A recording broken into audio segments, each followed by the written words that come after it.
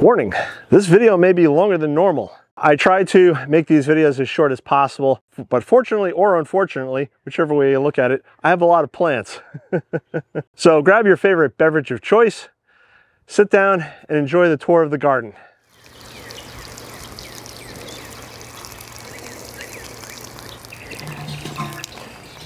Good morning, welcome back to the channel.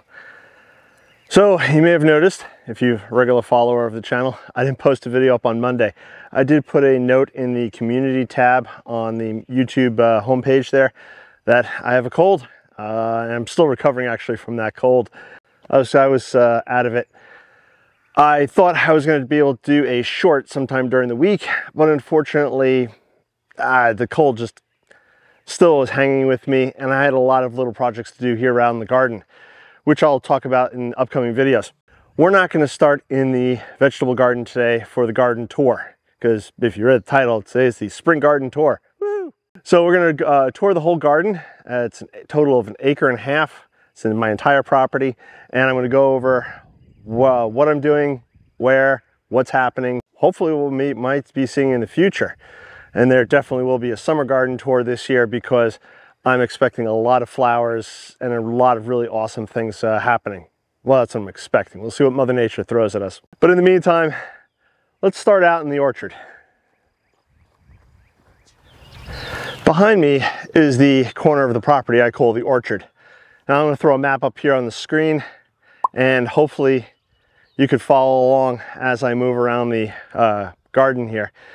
You can find this map over on growinggreenfinger.com, the garden, and I give a more detailed explanation of the different areas. I try to update the map and the descriptions yearly, whereas things really change in the garden. Let's look at some of the trees that I have here in the orchard and what's happening. Before we talk about this peach tree, if you'd be so kind, go ahead and click on that subscribe button, hit the bell icon to be notified when I do post up a new video. And this way, again, you can follow along with my antics and shenanigans and watch how the garden grows.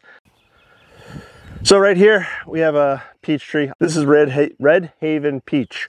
And this peach tree is actually putting on fruit. Now, I don't think really that any of this fruit will be viable this year for numerous reasons. This is the second year it's been in the ground. It looks like bugs have gotten maybe a couple of them, but I'm not all too concerned. And if I got 1 or 2 peaches off of this tree or the sister tree over behind it, which we'll look at in a second, I'd be thrilled. Honestly, this is only the second year of the peach tree. The deer, for the most part, have left this tree alone for the moment. I have to keep on top of the deer spray. I've been using another product called Deer Ban. It's these pellets you get wet and then they apparently smell like coyote pee to deers. Not sponsored, by the way. I'm just saying what I use. So far, so good. But you never know with the deer and if they're hungry enough, they'll eat anything. But in the meantime, this tree is looking pretty good. I don't see any signs of disease or anything else. And let's go look at the other one. This peach tree is Belle of Georgia.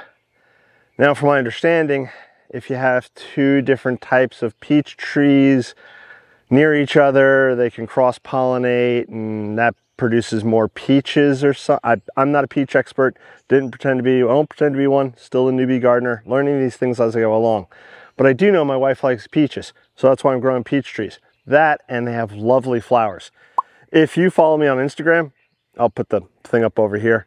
If you follow me on Instagram, I put a series of pictures this spring with the trees flowering.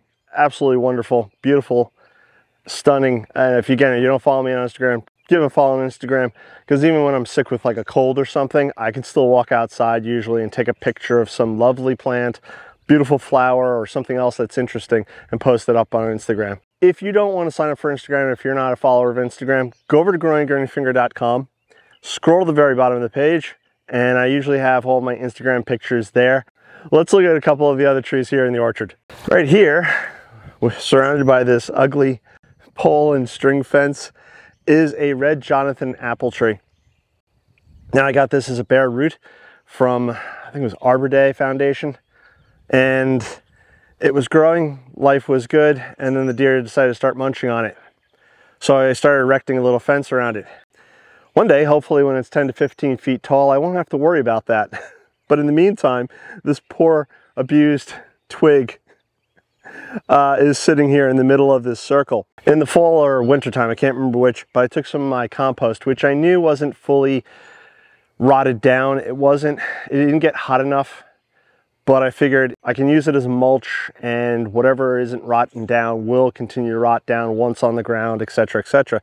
So I took it and I put it all around this thing, again, just to help try to fertilize the soil, add nutrients to the soil, that kind of thing.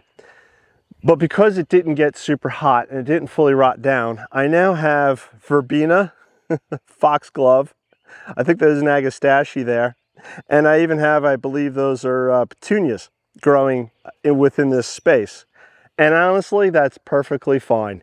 It'll add some color and interest to this mess that's over here, and it'll just be something different. I don't necessarily need a perfectly clean, nor do I want a perfectly clean, super tidy garden in all my areas. That being said, I don't want a wild garden left to abandon so somewhere in between the two extremes of super tidy and wild abandoned, I have this. So I mow around this circle, and so far it has been keeping the deer away from this tree this year, which is great. Hopefully it does puts on some very good growth this year, and who knows, in a few years time, hopefully I can take this fence down, stop looking at its ugliness, but I will leave the verbena and the foxglove and the agastache and anything else that wants to go around this tree. I will absolutely let it grow. This is my old apple tree, and by old, the first year I had it, when I moved down here, I planted it into a pot. I kept it in a pot for a year up by the front door so I could keep an eye on it. And then the subsequent January, I came out here and I planted it out here in the orchard, and it's growing quite well. It did have a wonderful central leader coming up last year, and it would have been this high at least, but the deer turned around and ripped that off because they were trying to get to a lot of these younger, softer, tender leaves. Now I don't have a fence around this one. I probably should. This tree is growing well. I don't recall seeing any flowers on it this year, but maybe it'll take a few more years for it to start flowering, and once it starts flowering, it should start fruiting, and I'm looking forward to that. Of course, so are the deer, so we'll have to play that by ear. I can't remember the name of this apple tree right now. If I do remember, I'll throw it down here on the screen. But again, looking good, looking well. Hopefully in another 10 years or so, I won't have to worry about the deer eating anything off of it. I mean, it'll hopefully just be high enough. Let's move on to the other stuff. Right here, here, and back here, I have 3 pawpaw trees. Now, the one closest to you guys in the camera shot is the smallest, but I had it in a pot last year and it had growth on it, so I planted it out here in the orchard. This one here has growth on it, which is great, and the one behind me over here has no growth on it yet. From my experience, pawpaws like quite a lot of ground heat. They like the soil really warm, and so they may not start putting on leaves until late spring, early summer. And they'll keep their leaves until about, I would say September, October, and then they start losing their leaves. So they almost have like a weird short growing season. It's weird, and then they go dormant, and then they come back. Maybe that changes when they get older, I don't know. So if you grow pawpaws and you have experience with pawpaws, leave those comments. You know where to leave those comments. Sorry, my brain is still a little fogged apparently. Lack of sleep does that to you. So the 3 pawpaw trees are the newest additions to the orchard area, but there's still one more that I want to show you right off over here. Right here in the middle of this weedy, grassy mess, I have my fig tree. Now, we got the fig tree not last year, but the year before, I believe, and it was doing quite well. I had to put up this ugly pole string fencey thing to try to keep the deer away from it, which for the most part worked. Again, it was smaller at one point, and Bambi's little deer, baby deers, got in here and they nibbled on it a little bit. Not too bad. Then it went dormant for the season, which was fantastic, and started putting on growth earlier this spring, but we had a late season, very brief frost, and that was enough to kill off the young tender leaves that were on here. So it really set the plant back, but now it's putting on all sorts of new growth, which is fantastic. And I don't know if I'll get any figs this year. If I don't, oh well. If I do, all the better, awesome. And hopefully, you know, this fig tree gets much bigger and flushes out more. Now, one of the reasons this is a weedy mess is because last fall I did a video where I planted the whole area with grape hyacinth, and they came up in the springtime and it was quite wonderful. And one of the other things I planted in here was poppies. The poppies I see are coming up, but they seem to be competing a little bit with the grass and the weeds. So I don't know if we're really going to get any flowers out of this, but I hope we do. I don't see any flower heads yet, but there's still time. So hopefully we get some flower heads, and again, get some color in this area as opposed to just a green or dirt mound or whatever, you know. So just a little more interest, something a little nicer to look at, something to draw your attention away from these horrible stakes and strings. Now I'm standing in an area that's in between the orchard and the flower garden. And this area I've yet to decide what I want to do with. It's approximately 40 feet wide, and I think something like 60 feet long. I have no ideas what I want to do with this area. So if you have any thoughts or suggestions about a different type of garden to grow other than vegetable or flower or orchard, leave those thoughts or ideas in the comments below. Beyond me here, which we're going to take a closer look in a second, is my flower garden. So let's go look at some of the flowers and the plants that I have growing in the flower garden. Now I'm standing here at the front corner of the flower garden, and I'll show you here on the map. So here is the one bed that is probably gonna be the most monoculture, and so I'm only gonna grow dahlias in this corner of the flower garden. I thought that dahlias should have their own unique space, their own space within the larger flower garden. I do love dahlias. It's one of my favorite flowers, and I did a video earlier this year about planting some new ones. I think it was a couple of weeks ago, planting some new ones and checking out and taking care of maintenance on the bed here. I'm not going to go over each and every single dahlia that I have here. That would just be ridiculous, too time consuming. But needless to say, a lot of my dahlias that I didn't think were going to come up are coming up, which is fabulous. I have quite a few more that I need to start planting out into this bed. So that'll be happening in the next few weeks, probably next week, because I have to get that done sooner than later. And yeah, I'm pretty happy overall with this space. Okay, so I'm standing here inside, obviously, the flower garden, as I was with the dahlias, but I'm standing in front of the front bed, or the bed that's next to the grand walkway. Anything towards the street is, well, actually that would be the front of the garden, or would that, you know what, it doesn't really matter. I'm standing here in front of this bed. What I'm going to do next is I'm going to take the camera off the tripod and I'll walk you around the flower garden to show you some of the awesome and spectacular plants that are hopefully going to produce some awesome and spectacular flowers for me this year. And then we'll move to obviously the next areas. But let's start looking at some of these flowers now. So right here we have obviously a verbena, or maybe it's not so obvious to you if you're new to gardening. We have a verbena, very tall, spectacular plant. I have a bunch more that I hope to plant right along here. So with a little luck, later this summer, when I do my summer tour, there should be almost like a hedge of verbena right at the entrance here to the flower garden. So that'll be pretty exciting. Up front here, I have some red hot pokers. These were divided from 3 that I had earlier in the, that I had last year, and I started planting some of them out. The tall grass-like things here, this is all gladiolus. I have several beds of gladiolus. This is just one of them.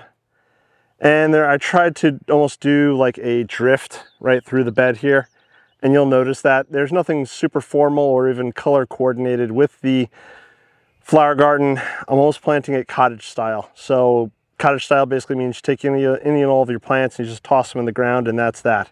If I need to come back in the future and change or move some of those plants around, I absolutely will. Right here, I have some coreopsis. I don't remember the variety, but I'm sure it'll be beautiful and fine. They did die all the way back to the ground during the winter time, but now, as you can see, they're putting on growth and coming in. There's a rosemary. That's a rosemary right there. And I'm not 100% sure what this beautiful purpley thing is. Almost looks like a sage. So it might be a salvia of some sort, not sure. But either way, looks pretty awesome. Several more of these. I'm not sure what these are. These might be agastaches. But if you think I'm wrong, please, again, leave those comments below. Say, hey, yeah, timestamp, whatever. Those plants were X. So again, I'm not a plant expert. I am still learning, figuring things out. Right here, I have 3 cosmos. Now, if I'm not mistaken, those are snow puff, so this should put on a large display of beautiful white flowers. And next to that, I have 2 veronicas, 1 white and 1 purple. They are getting on in size, so I hope that maybe this year or next year, probably next year, I'll wind up dividing these and then yet having more veronicas.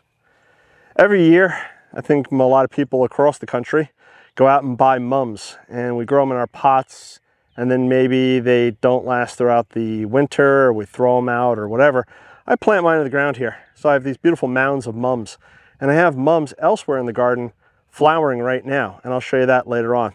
Columbine, I believe this is a Eastern Columbine, if I'm not mistaken.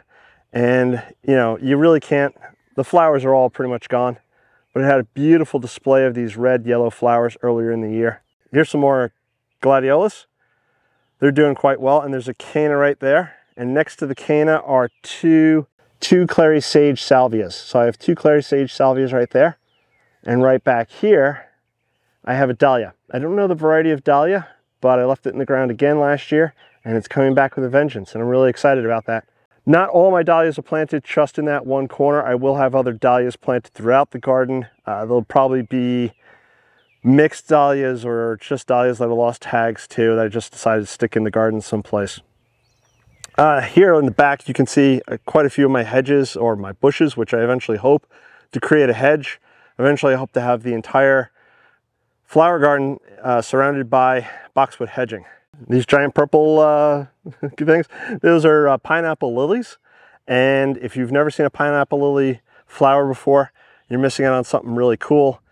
So hopefully in the summertime, when we do our summer garden tour, we'll come back and you'll see these beautiful purple pink spikes just coming up, which is absolutely beautiful. Over here, I have some sedums. Off the top of my head, I cannot remember the variety, but they survive the winter and they are just thriving. I mean, just look at them.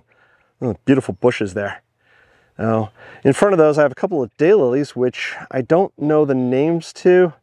I think these were cast-offs that my niece gave me from something that she had, and they're growing, and the deer haven't touched them yet, so I'm pretty happy about that.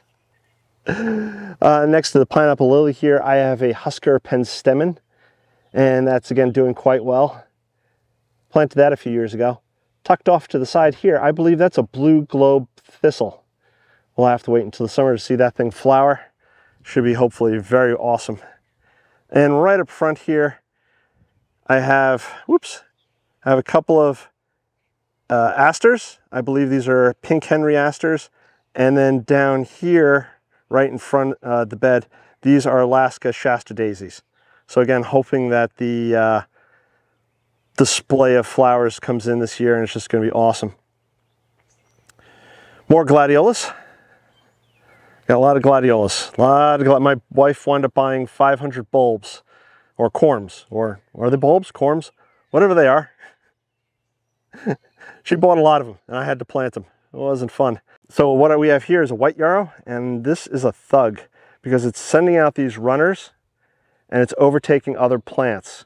I will have to turn around and just keep on top of it, pull those runners out, keep it under control, and if it just gets to be too much eventually, I will just rip it all out and deal with whatever little babies comes up afterwards.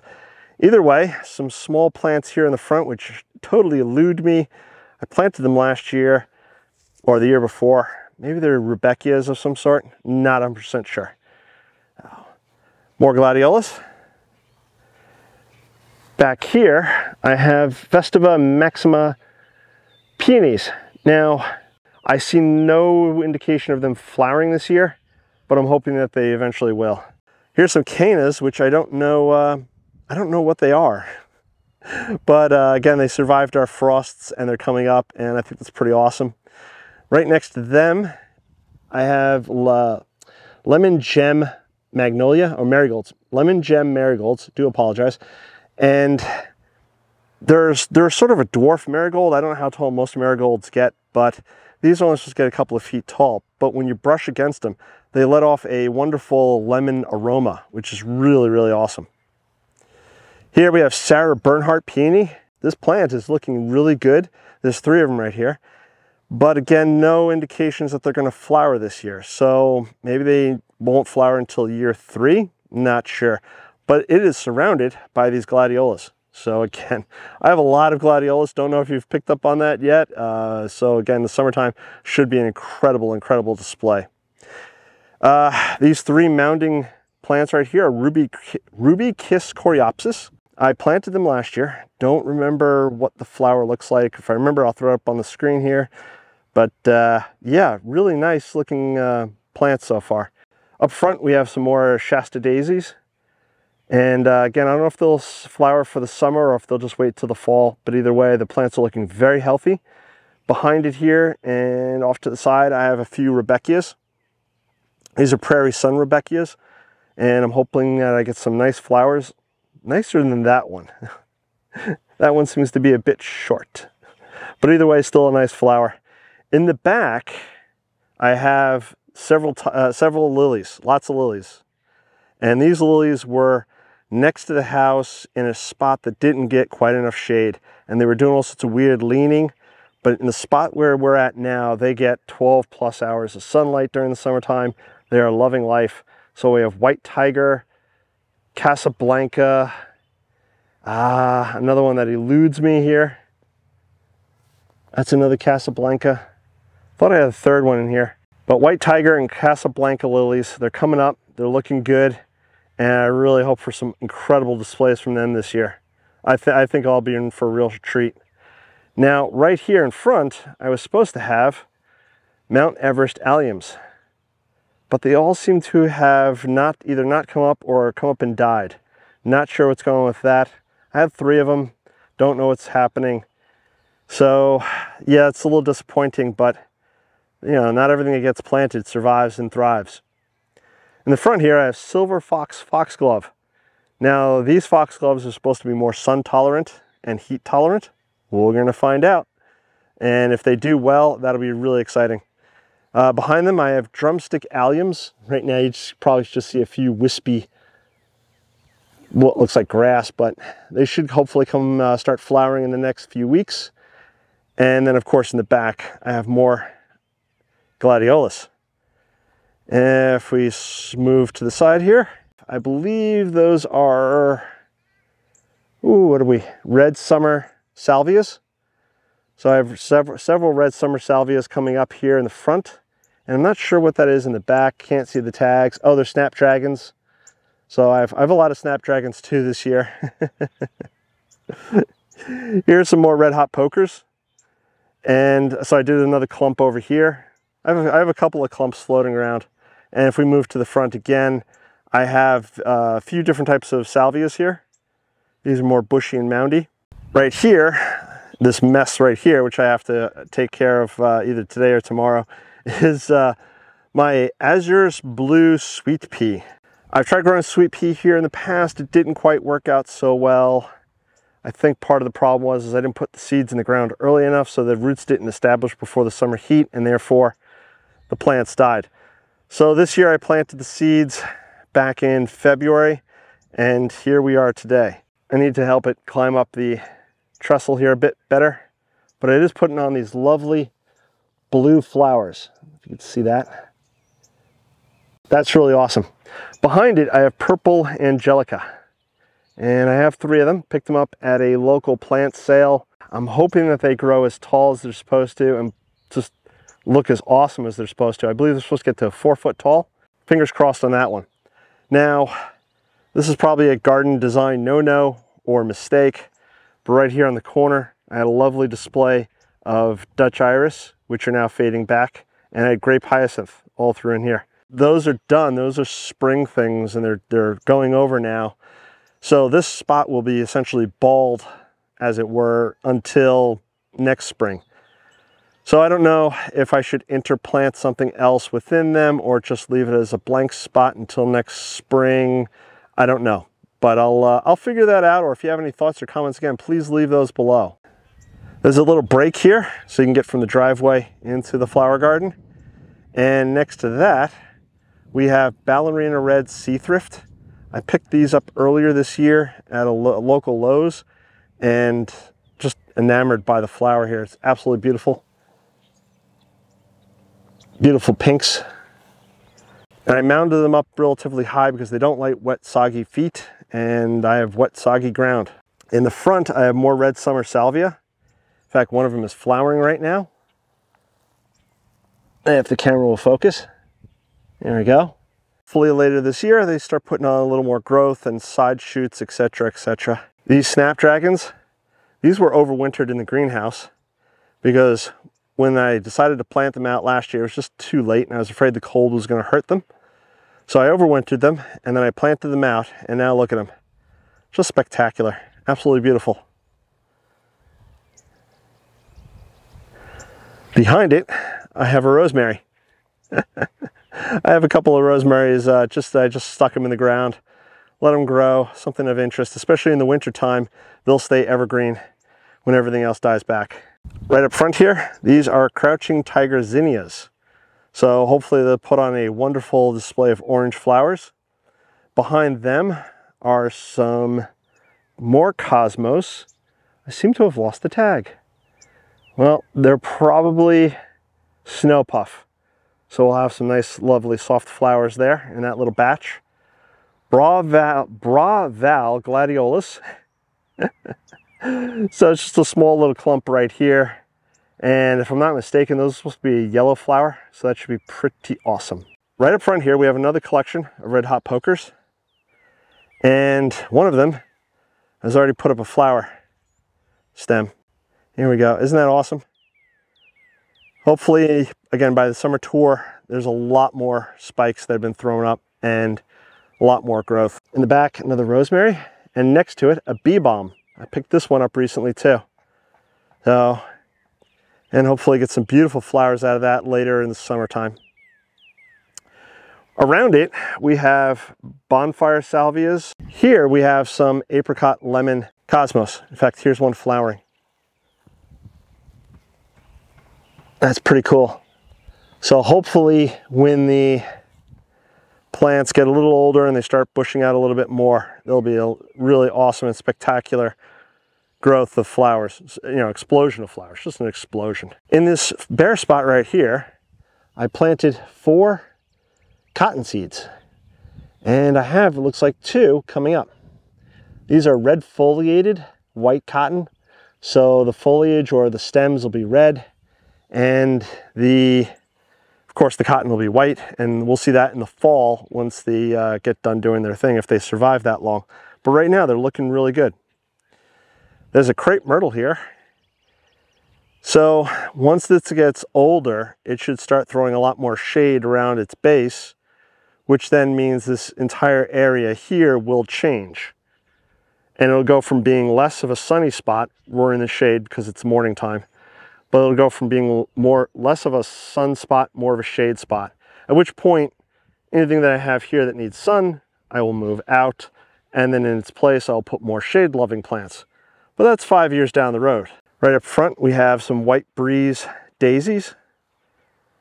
And then we have a drift of snapdragons that goes right around this English boxwood. And then we have 3 giant spotted foxgloves.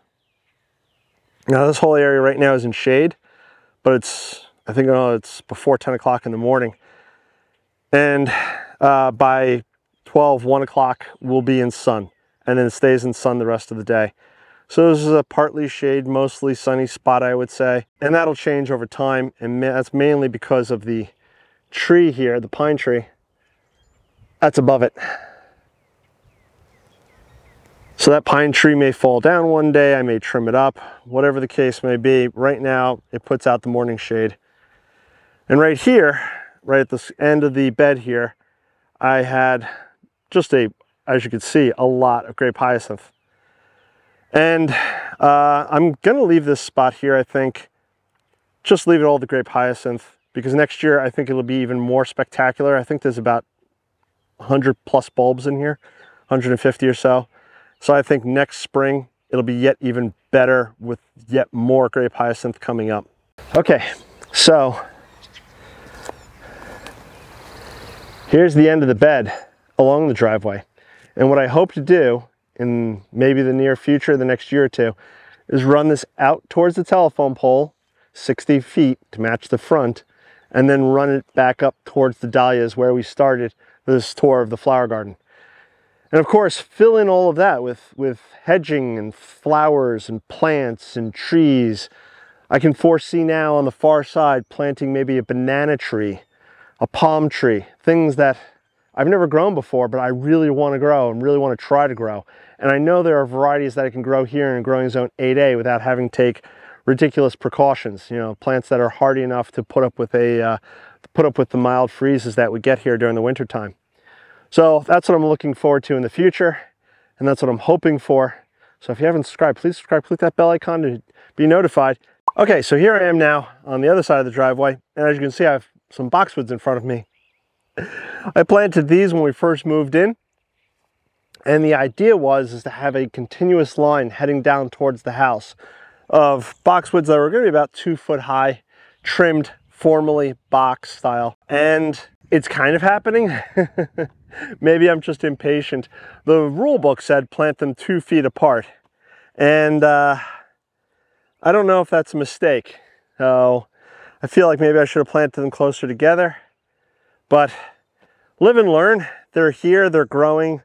I've done a little bit of rough trimming on them to hopefully get them bush out a little bit. I did that, and they are thriving, they're growing. I see lots of new growth on them right now. So hopefully in, I don't know how long it'll take, however long it takes, I will get more boxwoods, and I will, again, continue the line down towards the house with, that, again, that bit of formality, having them trimmed. And part of the reason is that I want that look is because then we have the lawn. And the lawn itself is a feature of the garden. My wife likes to look out at a great grassy lawn. So we decided early on that the front lawn here, the lawn area in front of the house, was going to be that spot. So it's long. We're going to leave it open, no beds, and we'll have it sort of bordered on the one side by these bushes, and on the far side we're going to have some flowering shrubs. If I can get the deer to stop eating them, that's a whole nother battle that I'm facing, but nonetheless, that's the eventual goal / dream. It may change. A garden evolves, and we deal with whatever challenges we have to deal with, whether it be weather, soil, or deer. In front of me over here, I have 2 pear trees. I believe they're called Summer Crisp, and they're growing. One of them was getting sort of blown around quite a bit this year, so I do some ridiculous staking. I don't know if I'm going to have them much longer because they have some sort of blight, and though they look okay now, by July, August, all the leaves start getting black spots on them, and I've been battling this with a variety of different means. If they do get the blight, they're coming out, and we'll replace them with something else. So that'll be a whole nother video / project. Let's move on to the front of the house. I've done some new and exciting things there in the front of the house, so let's go check that out now. Earlier this year, again, if you follow along with the channel for some time, or you can go back and look at some of those older posts, I turned around and put in a new brick walkway. When I put that brick walkway in, I did a bit of brick edging, and what used to be just some beds close to the house and then lawn, I just got rid of the lawn. I just filled this whole thing with bed, and I just started filling it with plants. So I'm gonna pull out my phone here. So right here at the edge, we have some elephant ears, and then next to it, these are mums that I had gotten last year. And as you can see, one of them is growing right now, which is pretty spectacular. Got some foxgloves in the back. We have a southern blue flag iris. Now I got this plant earlier this year. I don't expect to do anything this year, but maybe next year. But this iris is Easter candy bearded iris, and look at that. That's just crazy right there. Just throwing up some beautiful, beautiful flowers here. And behind it, I have a pineapple lily. Now, as you can see, the pineapple lily is sort of getting overtaken by the boxwood. So I have to move that one, but I will wait a little later, maybe this fall, because at the same time or around that time, I have to turn around and dig this guy up and divide him. And let me show you why I have to divide him. It does what most irises do. They start spreading out a little bit, and then the center is left empty. So I will, once this guy is done flowering, I think that's the time you do it. Again, if I'm wrong, leave those comments. But I will turn around, dig them up, and divide them. In the back, I have a black-eyed Susan. Then coming up closer here, I believe this is a Shasta daisy or something along those lines. It's some sort of daisy. Absolutely wonderful. Looks like it needs good deadheading. I'll probably just chop the whole thing back and then let it reflush with flowers. Next to it, a Batoni. Now this Batoni was overtaken by an anthill last year. So I managed to save it, and now it looks like it's doing some thriving, which is good. Behind that, some lilies. I don't think that there's a particular variety. Again, there may be ones that I got from my niece. In the back over here, this is a Victoria de la Marni Peony. I don't think I'm going to get anything from that this year, but we will see. Right up front here, more red hot pokers. It's a common theme. Behind them, I have the Crouching Tiger Zinnias. So hopefully that'll be spectacular in the upcoming weeks. Little stepping stones to my bird bath here. Woo. In the back, another plant I have to move. Behind the purple flowering salvia is a Ever Twilight Agapanthus, and it's just not in the right spot because it's going to bump in its head into that boxwood there, or Japanese holly, I believe it is. And then we have silver foxgloves, some clary sage salvias, more Alaska Shasta daisies with balsam right up front here, right there. Really looking forward to that, to all this stuff really growing in, filling in, and then just thriving. Now, right back here, I have a bit of a jungle, and that's because right above it, I have a bird feeder. The birds cast off some good seeds. I'm not going to try to sit there and pluck out all this stuff. And if some of these flowers get tall enough, they hide the area underneath the deck with just weeds and scrub. In front, we have calendula, more foxglove, and very small lupine, which I'm hoping will get much bigger. Right up front, I have a Gara, little Janie here. Almost looks like it's flowering. And then I have a drift of Tetra mixed snapdragons with, wow, what's that? More red hot pokers. A hydrangea, which eludes me right now, and it should be a little bigger, but the deer occasionally nibble on it. Right here, we have some reblooming daylilies, and the clump is fairly large, so this is another plant that probably in the fall I'll dig up and I'll divide and I'll put some back here. Even though I know the deer will try to eat them, they're nice to look at, and I will find homes for the other ones that I divide. So that's the front flower bed. Now I don't know how long this video is. Oh, how could I forget this guy right here? I don't know if he's in shot, but right here we have a wisteria growing on the arch. And it's an American wisteria, so it's not an invasive like the Chinese wisteria, which I think is common in most gardens. It doesn't smell as nice as the Chinese wisteria, but it is growing and it's doing its thing. And I hope to one day have it come up to the top of the arch here, and maybe have something else grow on this side of the arch. That'd be spectacular. But in time, all things. This video might be running a bit too long, so I might have to break this into 2 parts, which is fine. At which point I will start off with the other side of the front deck where I have a bunch of new plants growing and I've made small modifications too. But right now, I just want to tackle this side of the driveway, sort of finish off here. And then in part 2, it'll be the other side, some of the stuff that's growing around back, the deck, and of course, everybody's favorite, the vegetable garden and the rose garden. So the vegetable garden is probably everybody's favorite. I think the rose garden might be my favorite, but Either way, let's go look at the side yard here. Along the driveway here, this area has gone through several evolutions. Evolutions? Yes, evolutions, I think. That's the right word. Either way, when I first moved into the house, this was grass right up to the foundation, which I didn't want for several reasons. One, it becomes a muddy mess or just a little swamp when we get heavy downpours, because the water would sort of come off the driveway and then just, you know, you got the driveway and you have the house and the water would just sort of sit there. Again, the ground is very compacted from the construction of the house, from the soil type we have, etc., etc. So I wanted to do something different, and I wanted to start planting stuff here because this is also like the only shady spot I have here in the garden for the most part. Again, as the garden evolves and changes, I will probably have other shady spots that develop. But for right now, this is probably the only kind of shady spot. And I say kind of because I get a lot of morning light coming in here, and that stays around till 12, 1 o'clock, and then it's shade pretty much for the rest of the day, except for a little bit in the afternoon at the far end. Either way, start off with this beautiful oak leaf hydrangea. Now, my wife loves oak leaf hydrangeas. I like oak leaf hydrangeas. The deer like oak leaf hydrangeas. So this is a challenge, again, to grow something that I want while trying to keep the deer away from it. And the deer don't always graze on this. I have seen that it looks like they did nibble some of the flowers off recently, but they left the leaves, which is good. I will turn around and put more deer spray on it, and then hopefully that'll keep the deer away.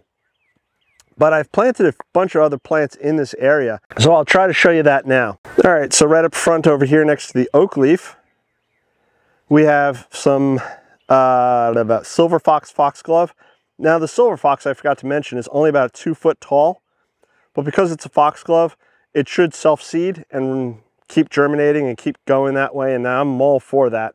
In the back here is a white splendor anemone. Woo, white splendor anemone. Now I planted 12 of them. I only see one came up. So that's the way it is. Over here we have some more of the elephant ears. And in the back, there's a Japanese root iris. So again, new this year. Don't think it's going to flower at all, but hopefully it will. In the back is one of my other gardening mistakes. This is a lyrope. I'll put the name on the screen. And it just sends out runners, and it can be a bit of a thug.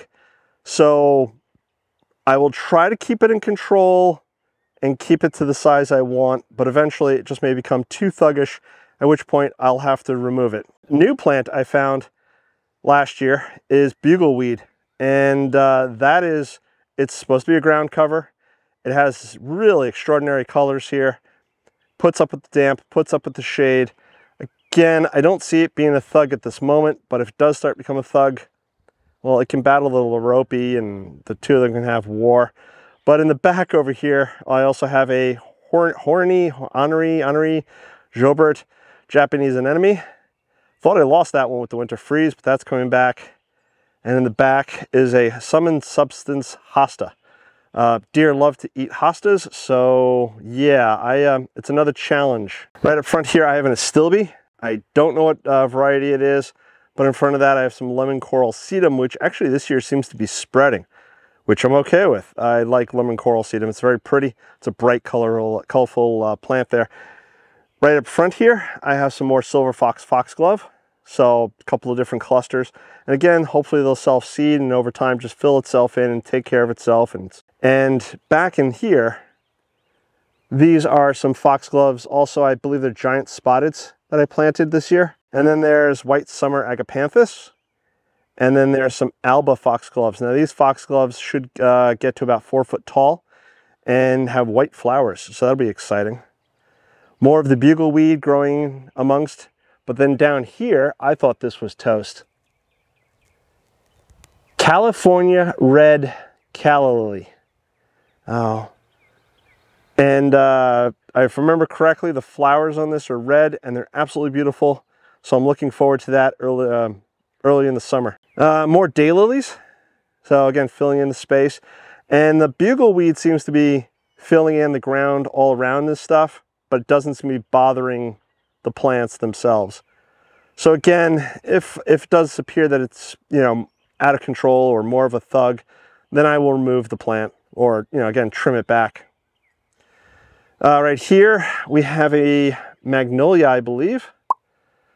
I don't remember the variety. It's some sort of baby variety, so it only grows to about 10 to 15 foot tall. Right up front here, I have Skywalker Sweet Pea. Now, this has not been growing as vigorously, probably because it's in shade most of the day, but I thought I would try it as an experiment to see whether it would do okay here or over in the sun, you know, in the flower garden. So far, the one in the flower garden seems to be growing a lot more vigorously. This one, not quite so much, but I'm not going to rip him out yet. I will see how he does, and if it fills up the whole, you know, trellis here, that's awesome. Otherwise, you know, not the end of the world. In the back here is a plant that I thought was totally dead, which is a giant white calla lily. And as you can see, beautiful flower, doing well. And that makes me happy. Always makes me happy when I see plants or flowers that are doing well. Some sort of daylily, I can't remember. I believe these daylilies have a name. And if I can find the tag, I will post it up one day. Down here, these are some foxglove seedlings that I had foxgloves there last year, and the seeds obviously dropped, so now they're growing, which is really exciting because there's some over there too. Because this is what I want. I want the foxgloves to self-seed, to fill in the area, and I don't have to worry about it. Over here we have a salvia. I can't remember, something with blue in the name, I think, but it's doing well. It grew from seed. A couple of heuchera or coral bells. They're doing nicely. If we pan back, here is the other oak leaf hydrangea. Now this one seems to be doing something weird. Got this beautiful new growth, but then we also have some of this crusty, some sort of fungus or bug or something attacking the leaves.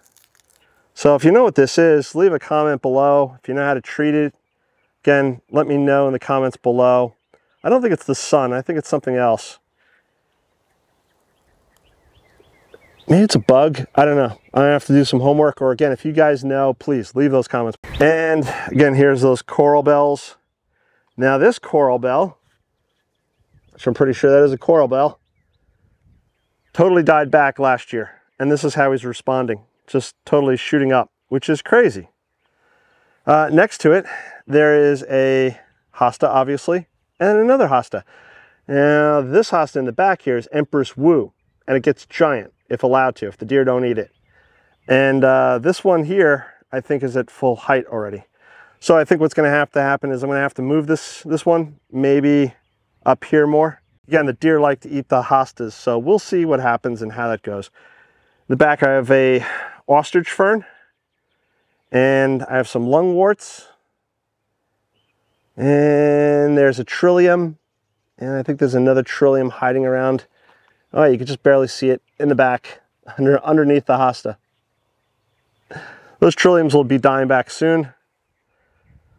And then up front, we have I believe this is Autumn Brilliance fern, and you just missed it. It was putting on some new growth. It was all brown and reddish. It was beautiful. And then it starts turning this golden color. And this has been here thriving, probably because it gets a lot of moisture from the runoff of the water barrel. But beneath it is a Japanese painted fern. And again, that one also does very well here. Again, the soil is probably very moist with the runoff from the water barrel and any excess runoff from the driveway. This area does tend to get quite moist and quite wet when we have heavy rains because, again, water runs off the driveway, comes off the side of the house or whatever, and so this area gets a lot of moisture. But that being said, it retains a lot of moisture in the summer, and this is probably the only bed that I really don't have to turn around and worry about watering. So that's it for this side of the house.